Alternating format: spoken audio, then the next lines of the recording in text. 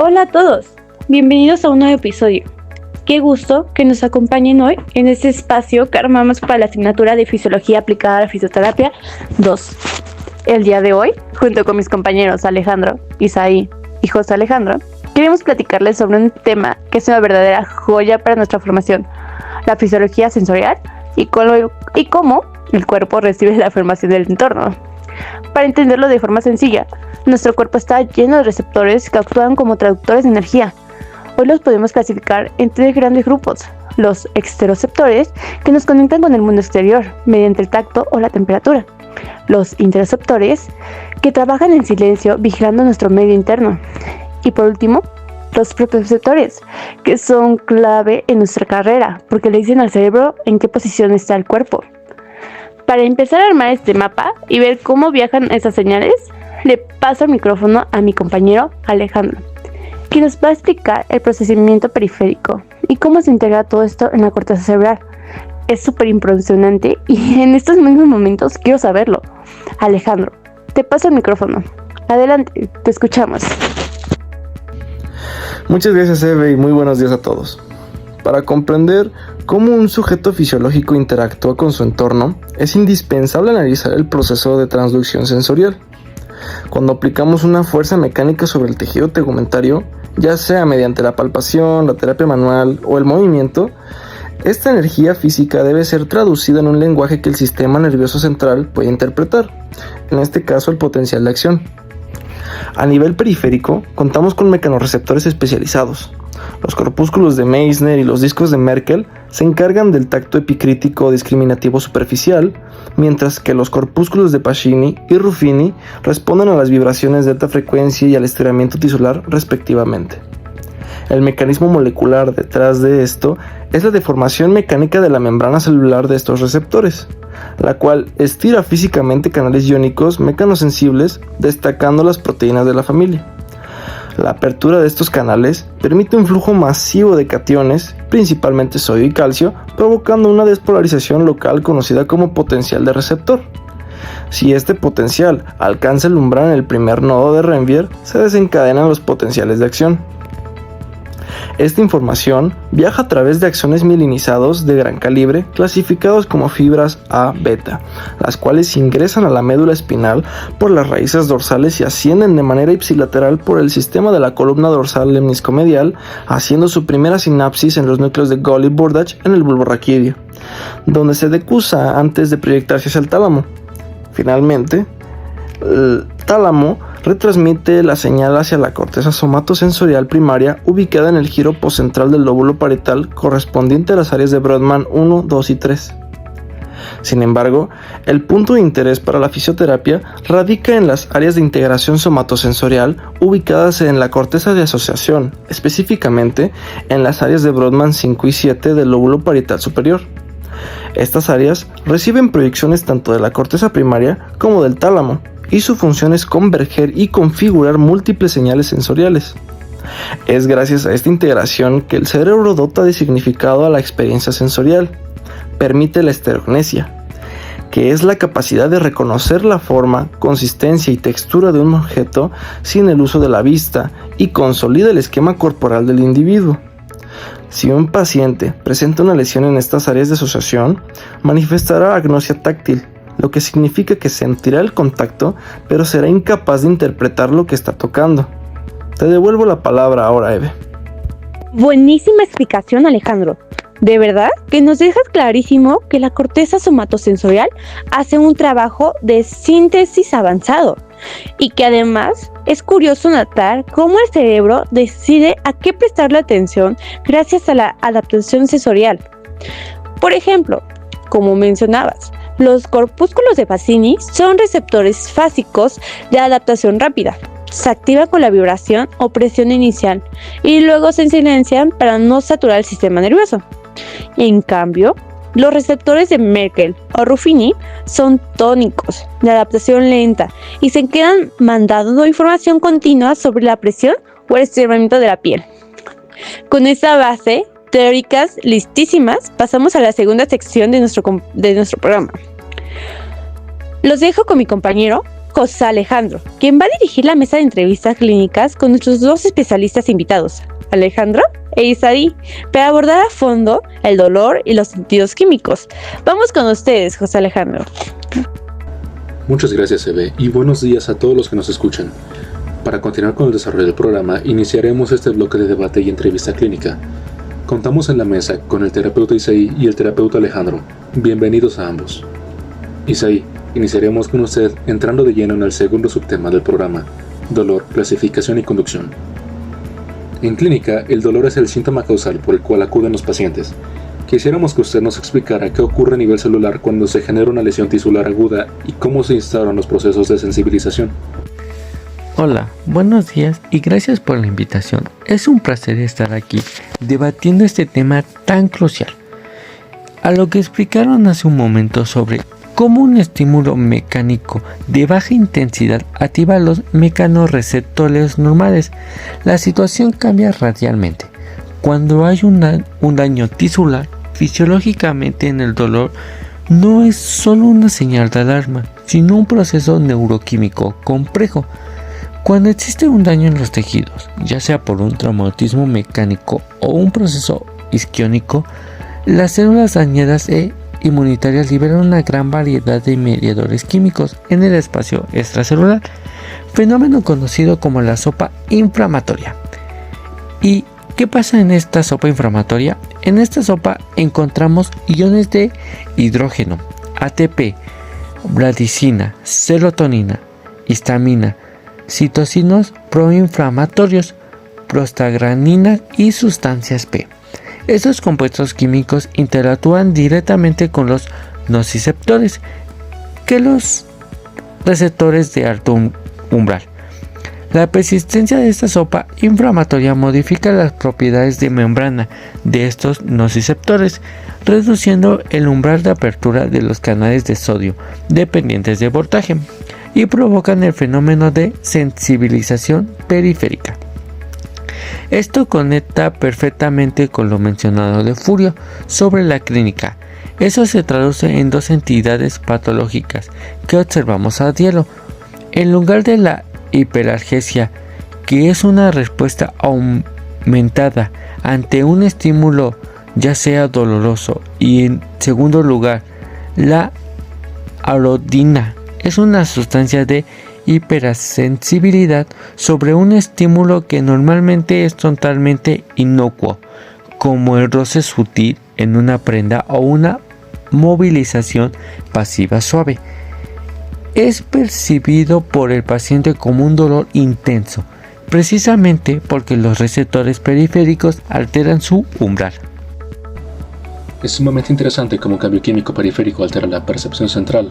Ahora, Alejandro, complementando esa misma línea teórica, una vez que estos nociceptores se despolarizan, ¿cómo se clasifica la conducción de esta señal dolorosa hacia la médula espinal y el encéfalo? Sabemos que los pacientes describen dolores muy distintos en cuanto a velocidad y características. ¿Nos podría decir a qué se debe esto estructuralmente? Gracias, Julio.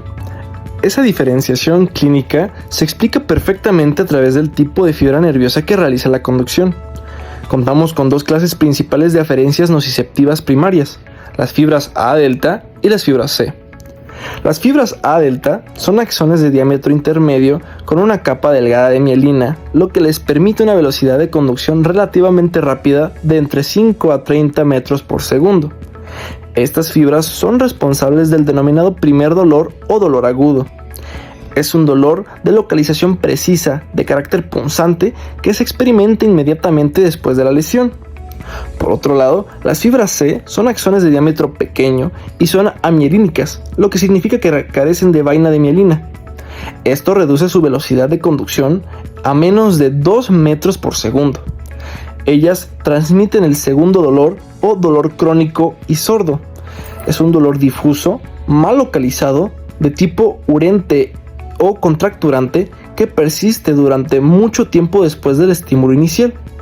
Ambas vías ingresan al asta dorsal de la médula, se decusan y ascienden por el sistema anterolateral, específicamente por el tracto espinotalámico, hacia el tálamo y la corteza. Excelente distinción entre fibras mielínicas y amielínicas, Alejandro.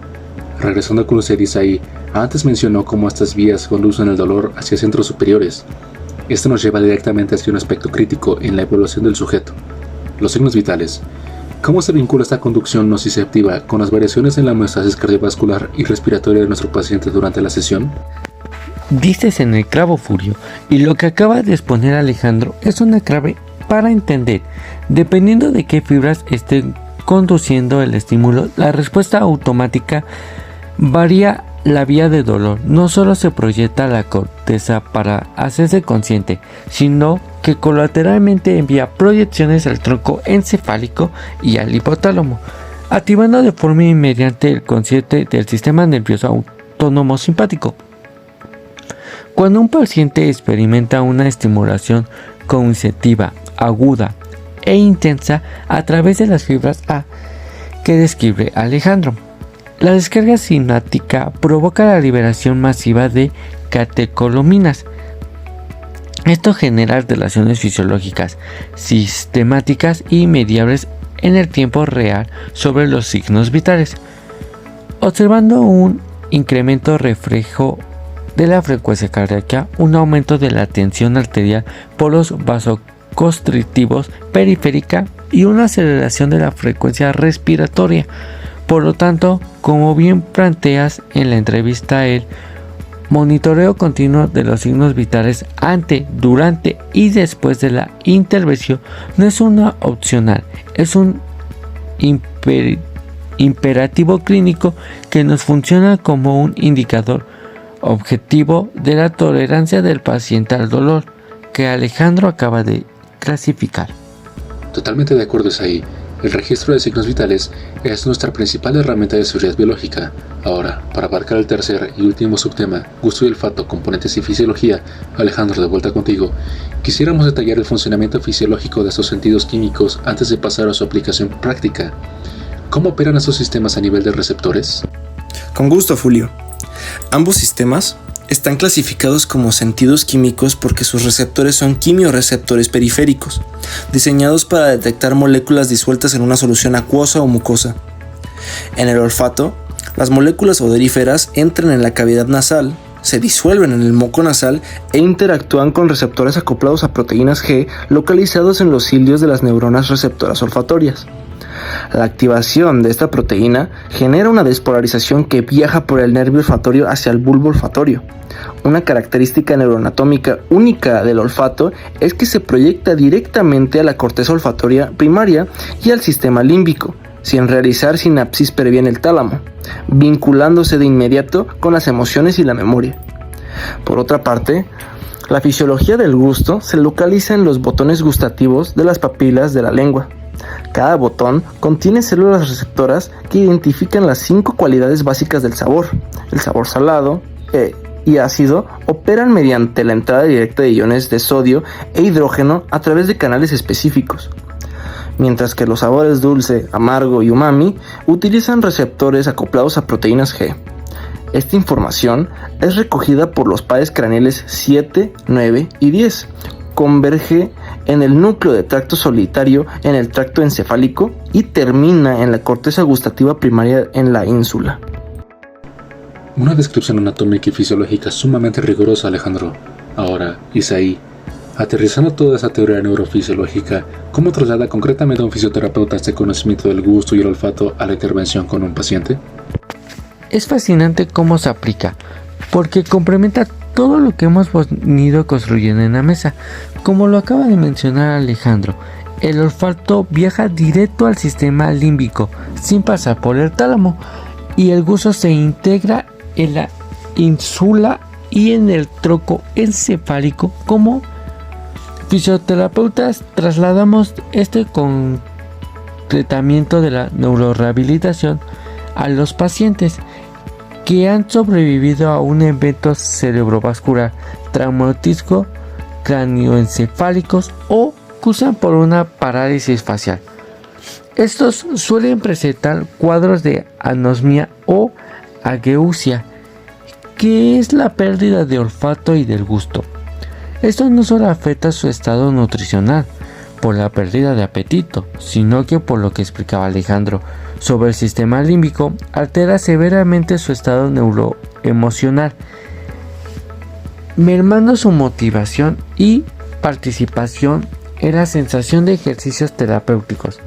Además, en la terapia de integración sensorial modulamos activamente el sistema nervioso utilizando estos estímulos químicos.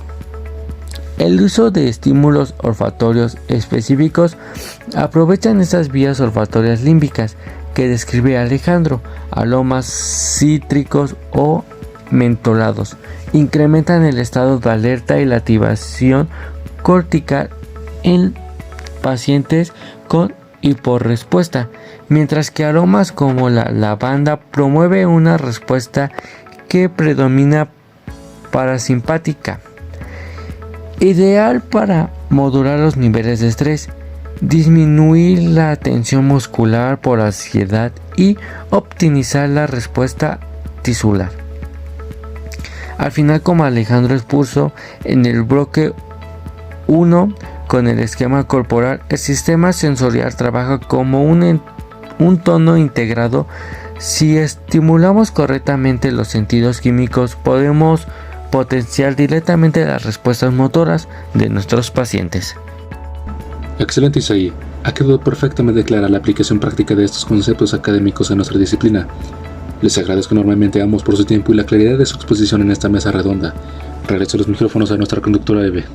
Mil gracias, José Alejandro, por llevar la entrevista. Alejandro e Isaí por compartirnos sus conocimientos en este debate. De verdad que se armó una plática interesante, increíble y padrísima. Ya para cerrar el episodio de hoy, nos quedamos con una reflexión muy importante. Como futuros profesionalistas de la rehabilitación, la fisiología no se puede quedar en memorias estructuradas, aisladas. Nosotros como fisioterapeutas estamos obligados a entender la secuencia completa de lo que pasa al paciente. No nos podemos solamente quedar con el que me aprendí esto y solamente con esto me quedo. No, estamos obligados a expandir nuestras mentes, a expandir nuestras capacidades. O sea, comprender qué pasa a nivel de molecular, desde cómo un canal mecanosensible y cómo este deforma para que sintonicemos con el tacto fino, hasta cómo los gustos musculares y los órganos tendinosos de Golgi miden la longitud y la tensión del músculo para protegernos de una lesión durante el movimiento. Pero también hay que entender algo muy importante. Hay que entender la química detrás del dolor, saber cómo se forma una sopa inflamatoria, como una sustancia P, histamina y prostaglandinas que sensibilizan a los nociceptores tónicos, haciendo que sigan mandando señales de alerta mientras exista daño en el tejido. Solo si dominamos estos mecanismos neurofisiológicos en un sujeto sano, vamos a ser capaces de hacer una evaluación clínica real, identificar disfunciones como la alodinia o la hiperalgesia, monitorear con criterio científico los signos vitales de nuestros pacientes frente a dolor y diseñar planes de tratamientos personalizados que optimicemos su recuperación. Muchísimas gracias a todo el equipo por su participación, a todos ustedes por escucharnos. Nos vemos en la siguiente sesión académica. Hasta luego.